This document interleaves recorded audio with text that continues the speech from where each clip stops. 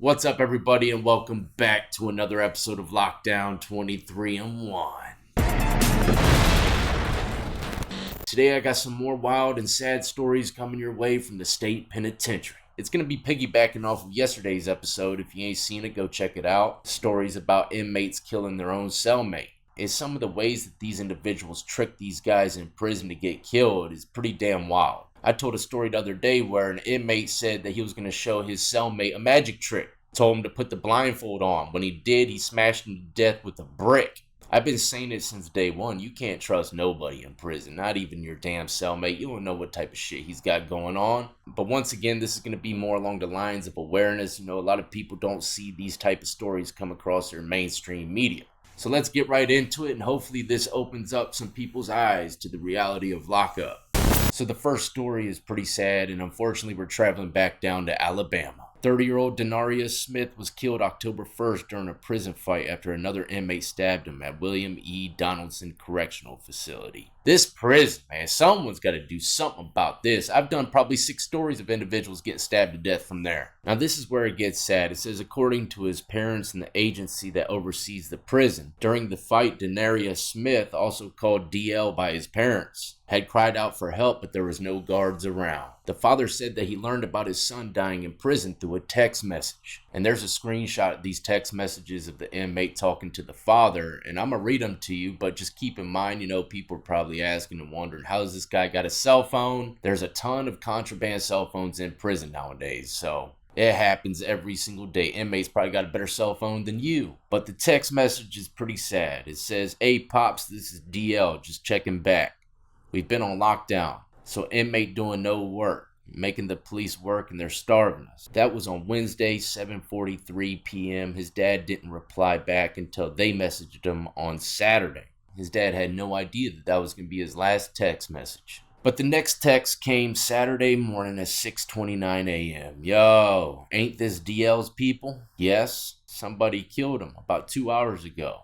"What? Y'all got a lawsuit for real because they had no security in the dorm when it happened, and he sat in here and lost too much blood before they got him out of here. Tell them y'all want copies of the camera. You might have to get a lawyer to get the video, but let them know y'all ain't gonna just let this happen and do nothing. Can you do me a favor and text me anything that happens? I'll make sure that they don't know about your phone. I don't know what happened. I was asleep. I heard commotion. I saw DL run by my bed covered in blood, and people was hollering for police to get him into the infirmary. But the officers was nowhere to be found, and he lost too much blood. What did they say when you called up here? I talked to the only chaplain. He said that they're doing an investigation." I have all daughters, but I can't even imagine, getting a text message like that saying that my son just bled out in the cell. The first thing that would go through my mind is what was going through his. Probably hoping and praying that his parents could save him somehow. They definitely had to have been on his mind in the last moments of his life. My condolences go out to the family, and prayers go out to every solid inmate locked up in the Alabama Department of Corrections. In every prison across this country, really, but Alabama.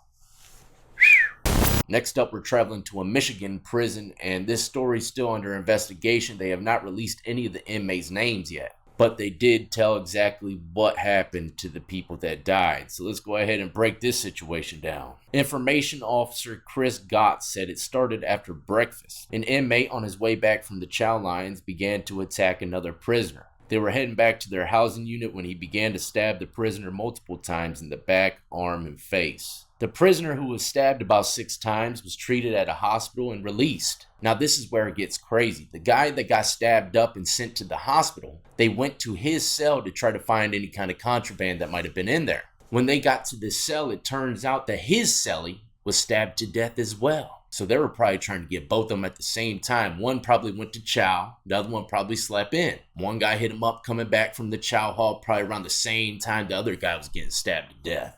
Unreal. Those guys probably ran up a deep debt. Keep in mind, this is just my 2 cents though, merely speculation.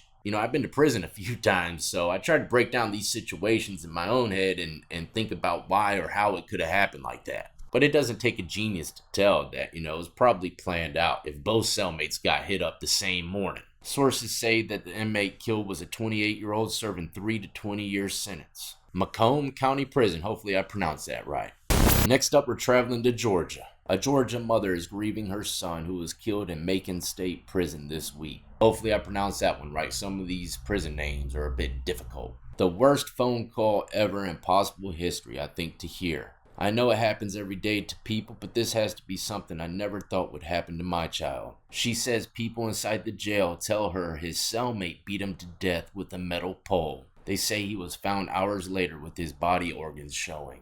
What does that even mean? Like, how many was shown and how? Did he do all that with a metal pole? If so, then he had to have been beating them for a long time. And once again, people are complaining that the person was not checked on enough by the guards. Look, even if they were to do rounds every 30 minutes like they're supposed to, or every 20, every 15, they're still going to find a window to kill someone. But at the same time, guards should be doing their rounds consistently because it could prevent a lot of things from happening, or maybe even finding someone before they bleed out too fast. But man, my condolences go out to his mother. She also said that he was due to be released next month. I've brought a lot of stories your way about people dying right before they go home. Look, I've been saying this since the beginning of the channel as well. I was in prison with lifers and I went home from that prison. So take it from me, I'm not saying that this guy was doing any of this. I'm just saying some of these individuals were probably gloating and parading around that they're about to go home in front of the wrong one. Be very careful with your release date in prison, especially if you're in a higher level prison and a lot of those individuals ain't going home. They'll get jealous and try to trick you up before you leave or even snatch up your life. Keep that shit to yourself. I walked out that gate, people probably thought I had another 10 years left. Where's old death going? I'm going home, dog. I didn't have 40 for real, fellas. I'm out of here. And that's when the CO tells you you're not being released till tomorrow morning because it was too late. You're looking back at the inmates like, God, that'd be a horrible situation, wouldn't it? But yeah, keep that shit to yourself. If you're about to go home, don't let nobody know.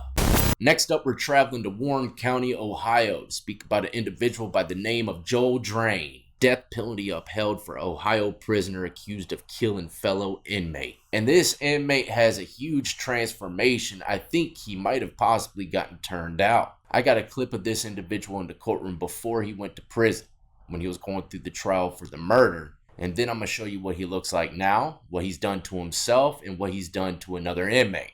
Now, let me say one more thing before I press play. This is actually kind of an update. I touched into this story in the past, but didn't really have any information on it. Usually, most cases that I've seen in a courtroom like this, they get like 30 years added to their sentence and they go straight to a level 10. Not really a level 10, but the maximum security level that they have for that state. You acknowledge receipt of a copy of the indictment. We would waive any defects, time, place, manner, service. We would waive the reading of the statute, penalties, and right. We are tendering a plea of not guilty to all counts in the indictment. Furthermore, Your Honor, we are tendering a plea of not guilty by reason of insanity, and we have already filed a written plea indicating a plea of not guilty by reason of insanity. Your Honor, counsel is requesting that evaluation occur. We would ask that that occur at the Court Diagnostic and Treatment Center, both for competency and for criminal responsibility. I have received partial Rule 16 discovery. I will sign an entry indicating the same. As to the issue of bond, we would defer to the court's discretion. Record should reflect that Assistant Prosecuting Attorney Alex Treese is present on behalf of the state of Ohio. Court has received, Mr. Sass, you filed this morning at 10:53 the plea of not guilty by reason of insanity, a motion for a competency evaluation pursuant to 2945.37 and 2945.371 of the revised code. So he's pleading not guilty due to insanity, and the judge set up a date for him to be tested by the psych, which they found him mentally competent because he went to a regular prison. Obviously, he killed his cellmate, and that's what we're going to be talking about right now. But this is Mr. Joel Drain before he goes into an Ohio prison. Joel Drain's new name is Victoria Drain, and Miss Victoria Drain has had a wild ride in the state penitentiary. She was put into the psych block at one point for self-harm, trying to castrate herself. Didn't complete the task, but still tried all the same. And somewhere down the road, she met a guy by the name of Mr. Richardson. She tried to get this guy to help her murder another inmate. At first, he was down to help, and then he got cold feet. Well, Miss Victoria Drain didn't like that very much while she was sitting in the cell doing drugs. She thought that he was going to go tell the person they were planning to kill everything that was going on. So Victoria hit the man in the head with a fan motor, stabbed him in the neck and torso with a pencil, strangled him, and then stepped on his throat. And for those of y'all that don't know, they give out fans in a lot of prisons across the country, and these fan motors are diesel. I mean, they're probably the size of a softball, but they're completely solid. They have this huge metal rail in the middle that spins the fan, and a lot of people can break them out and make shanks, whatever the case is. But fans, they're a high commodity, so not too many people are trying to break them things down, especially in prisons with no AC. But this is a great learning experience, because when you get to prison, you might see someone turn from Joel to Victoria, or you might just see Victoria and never seen the Joel side. Don't be sleeping on nobody. Obviously, anybody can take someone's life.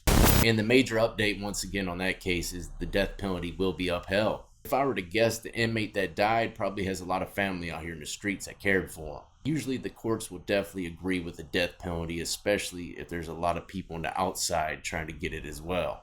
But that's that. Another little rude awakening for anybody that thinks prison's just filled with Scrabble, chess, and spades. I mean, it does have that stuff, but it definitely has murders and cheeks being taken as well. So stay the hell out of prison. If you're doing bad, do like me. Turn away.